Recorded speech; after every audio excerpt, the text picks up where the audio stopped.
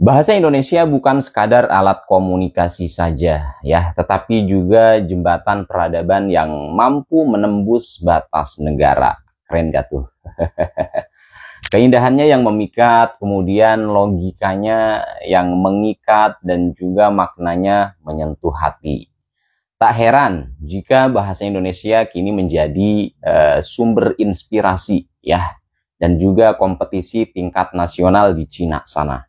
Hal ini membuktikan bahwa pesonanya di panggung internasional. Jadi di Cina telah menyelenggarakan lomba pidato bahasa Indonesia yang diikuti oleh beberapa para mahasiswa, ya. Banyak sekali mahasiswa-mahasiswa maupun mahasiswi yang mengikuti lomba tersebut. Dan diikuti oleh beberapa universitas yang ada di Cina. Ini tingkatnya tingkat nasional loh teman-teman. Langsung saja kita simak ya.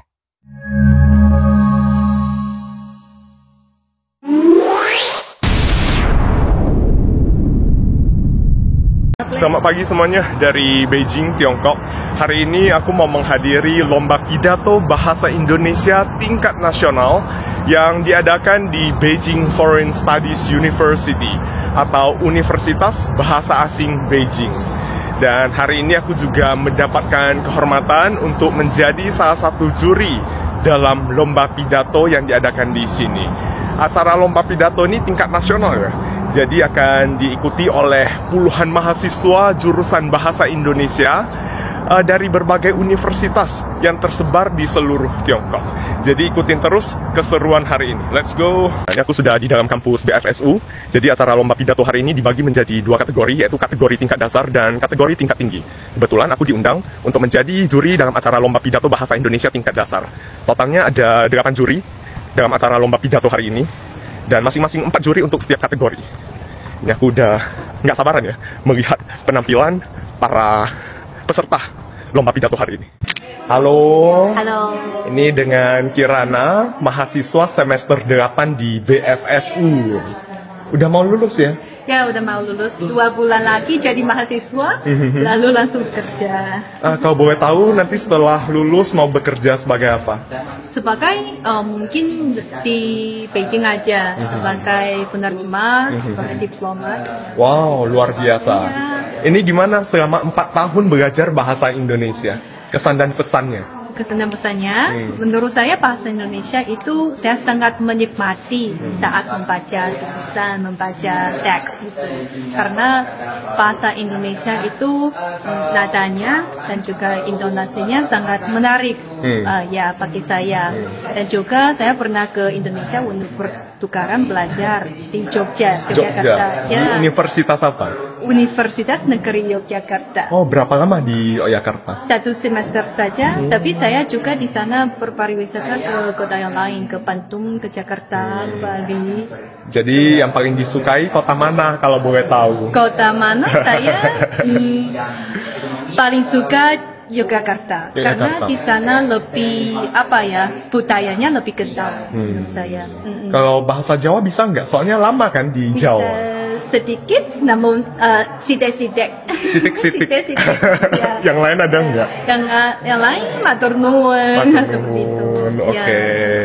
Terima kasih ya Kirana ya. Sukses buat karirnya setelah lulus dari BFSU ya. Ya, terima kasih. Bahasa Indonesia tingkat dasar dibagi menjadi 2 sesi dengan 28 peserta. Saat berpidato, para peserta tidak diperbolehkan memberitahu nama universitas mereka agar penilaian juri berlangsung secara adil dan objektif. Sekarang kepada peserta nomor 1 kami persilakan.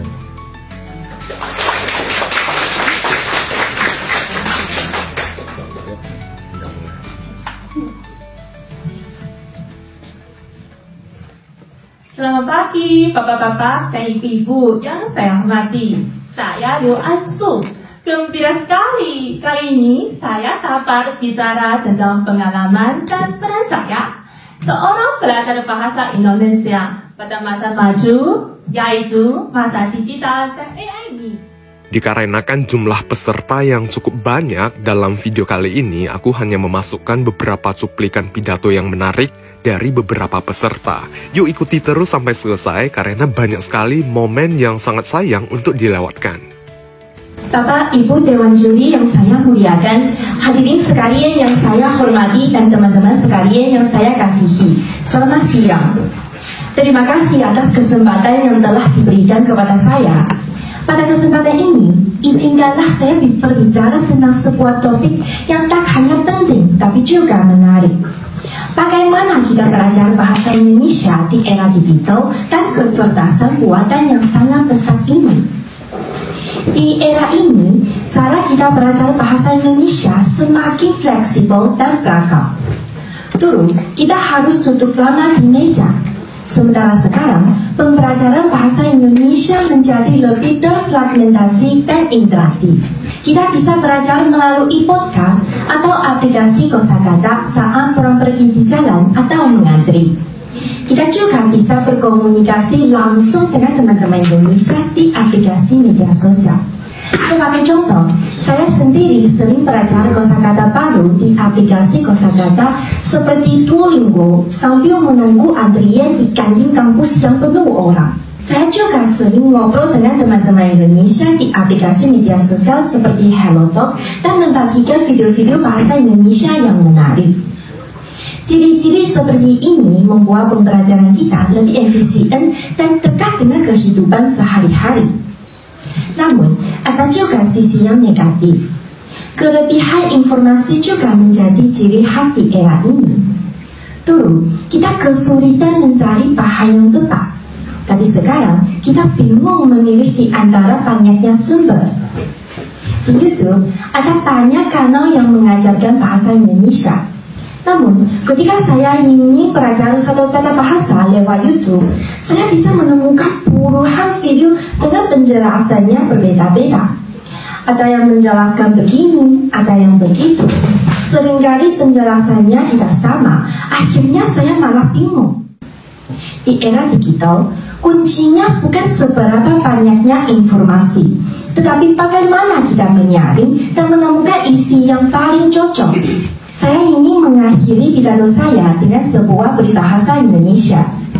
Sedikit-sedikit, lama-lama menjadi bukit. Seperti pesan peribahasa tersebut, meskipun teknologi membuat pembelajaran kita lebih efisien, tapi belajar bukanlah sebuah proses serba instan. Dengan belajar selangkah demi selangkah dengan cermat dan tekun, barulah kita bisa mengumpulkan pengetahuan dengan baik pada akhirnya. Namanya siapa? Nama saya Arya. Arya. Ya. Arya dari mana? Dari Harbin. Harbin. Aku belum pernah ke sana tapi pengen banget ke sana. Artikulasinya bagus banget Arya. Aku mau tanya deh. Tadi kan Arya bilang lihat di YouTube kan banyak masukan atau komentar yang berbeda-beda nih kan, sumbernya kan berbeda-beda nih, terus pemahaman Arya jadi semakin bingung kan. Nah kemudian Arya ChatGPT kan nanya gitu. Nah menurut Arya makin bingung atau malah lebih clear atau lebih jelas gitu? Terima kasih atas pertanyaanmu. Menurut saya, menggunakan ChatGPT membuat saya lebih clear.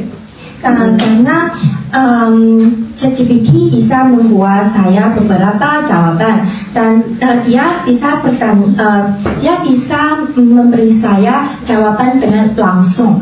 Tapi kalau saya pakai YouTube, saya bisa menemukan banyak video yang berbeda.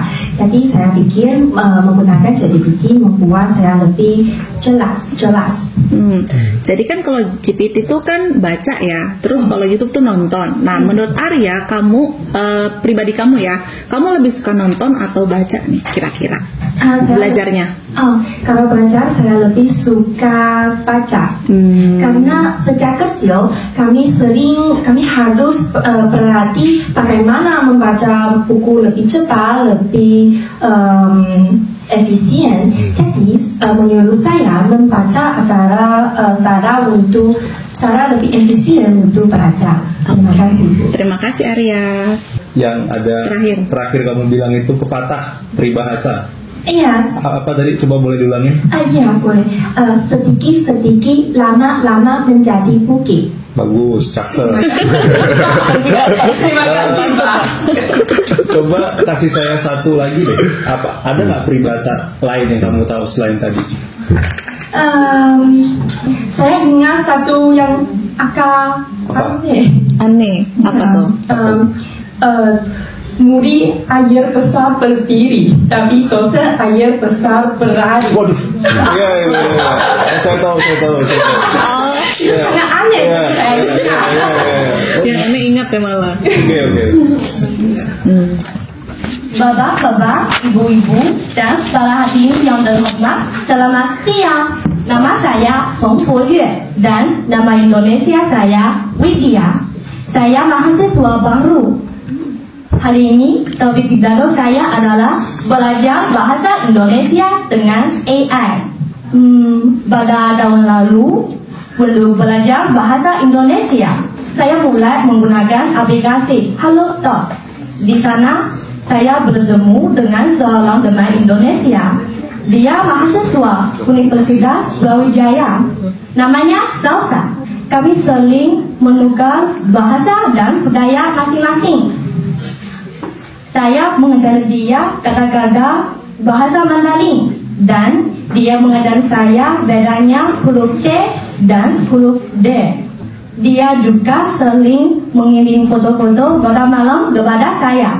Di foto-foto itu ada gunung hijau, kali yang indah, dan rumah warna-warni. Saya senang sekali bisa bertemu dengan Salsa, teman Indonesia yang baik dalam internet.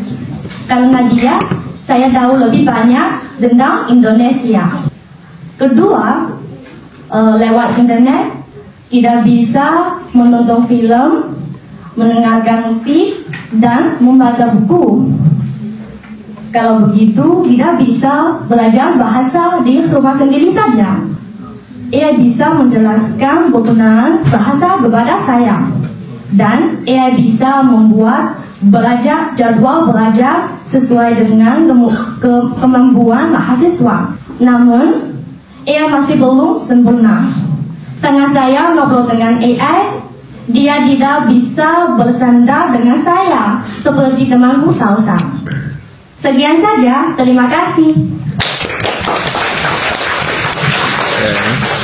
Saya mungkin ada satu pertanyaan. Tadi katanya temannya Salsa ya? Orang Indonesia ya? Ya. Kalau boleh tahu, yang Widya dan Salsa obrolin itu kebanyakan tentang tema apa ya? Terus tadi kan katanya sosial media memudahkan kita untuk belajar bahasa. Kita bisa dengar musik, nonton film. Salsa ada nggak lagu bahasa Indonesia yang disukai? Coba sebutkan satu. Salsa belajar bahasa Mandarin. Ya. Sehari-hari kita mengirim foto-foto dengan kota kehidupan dan kami bisa mengirim lagu-lagu seperti Ayo Mama. Ya saja. Oke. Kok lagu yang disukai Ayo Mama, lagu bahasa Indonesia? Ya, bisa kami bernyanyi. Mau nyanyi? Boleh? Ya, silakan. Silakan. Ya. Ayo Mama, jangan Mama malah beda. Dia cuma cium beta. Ayo Mama, jangan Mama malah beda. Lah Oma muda punya biasa.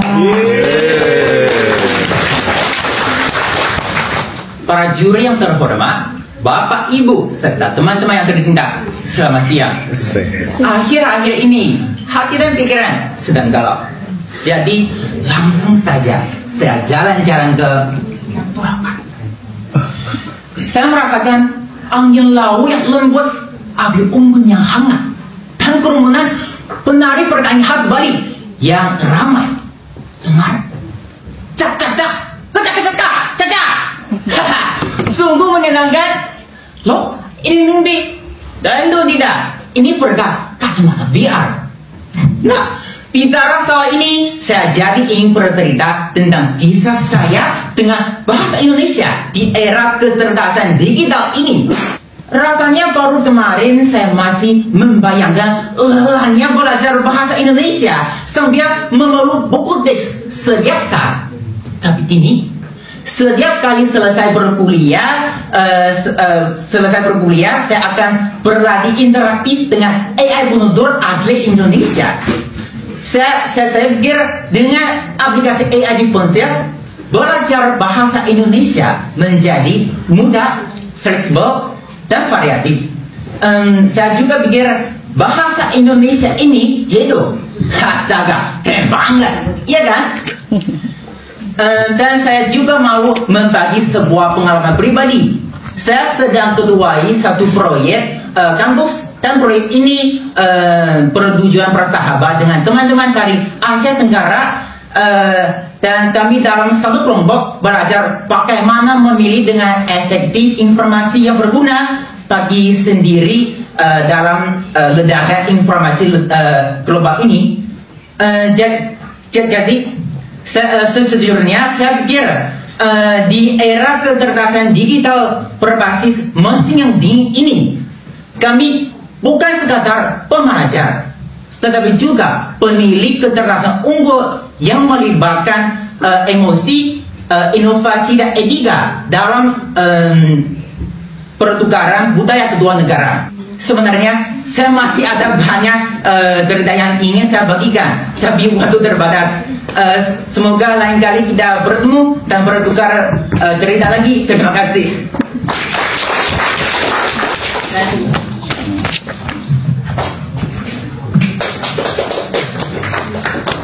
Bapak-bapak, ibu-ibu, dan para hadirin yang terhormat, selamat siang. Nama saya Chen Peiling. Nama Indonesia saya Ikan. Saya mahasiswa baru. Hari ini saya ingin berbicara tentang belajar bahasa Indonesia di era digital. Dulu belajar bahasa Indonesia di Tiongkok dianggap susah karena kurangnya bahan ajar. Namun sekarang muncullah banyak aplikasi yang membuat belajar bahasa Indonesia lebih mudah dan menyenangkan. Lewat menonton video di internet, kita dapat belajar percakapan sehari-hari dan budaya tradisional Indonesia. Saya belajar bahasa gaul seperti lagi ngapain, udah nyampe, dan gak apa-apa, dan mengenal warisan budaya, keris, batik, dan angklung di YouTube. Lewat aplikasi kamus seperti KBBI Daring, saya dapat langsung tahu arti kata dengan mengetik beberapa huruf saja. Aplikasi kamus sangat membantu dan menghemat waktu. Pada liburan musim dingin tadi, saya berwisata ke Indonesia. Berkat ungkapan-ungkapan yang saya belajar dari TikTok, bahasa saya dipuji orang Jawa. Katanya, berbicara saya sangat seperti orang lokal. Apik mas. Karena waktu itu, saya baru belajar 1 semester.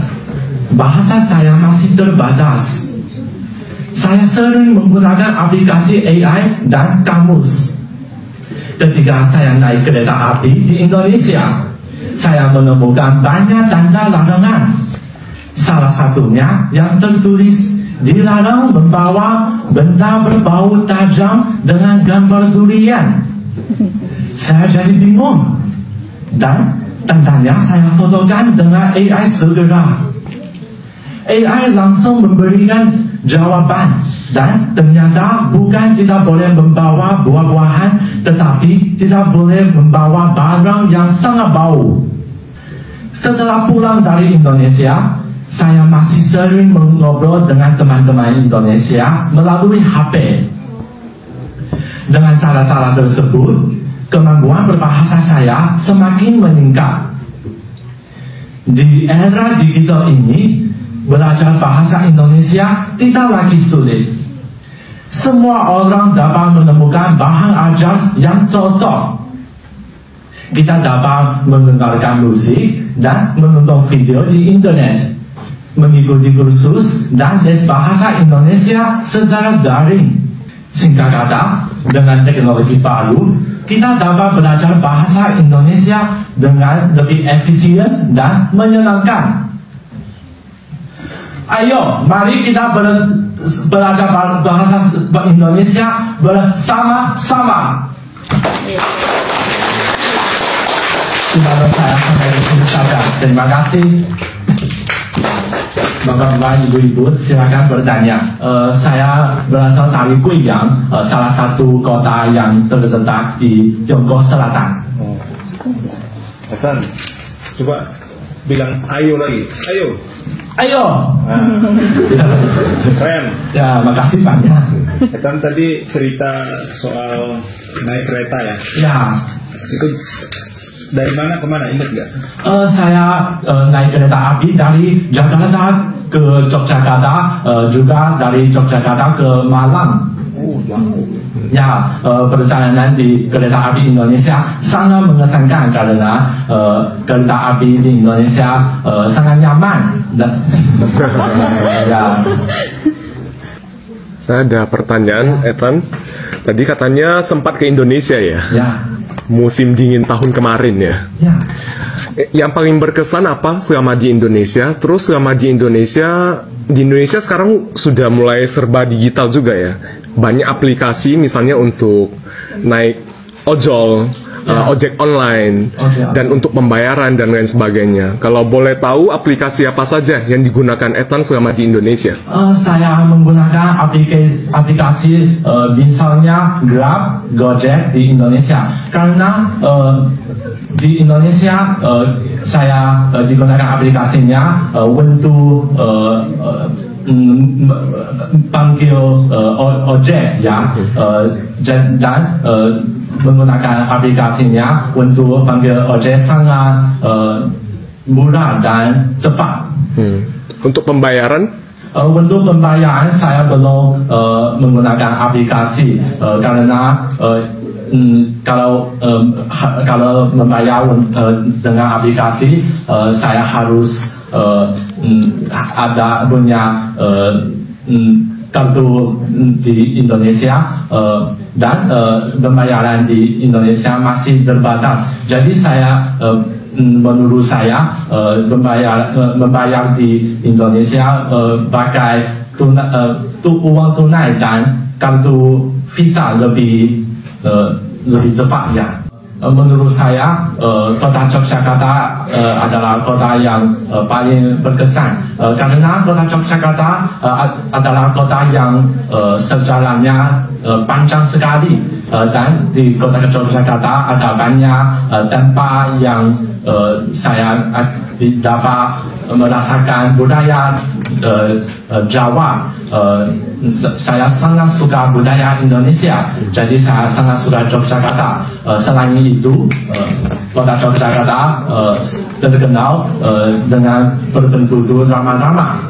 Oke, terima kasih ya Tan. Terima kasih banyak. Satu lagi Tan, tadi bilang bahasa Jawa ya tadi ya? Saya hanya bisa sedikit, misalnya aktif dan engage. Terus sekali lagi apa?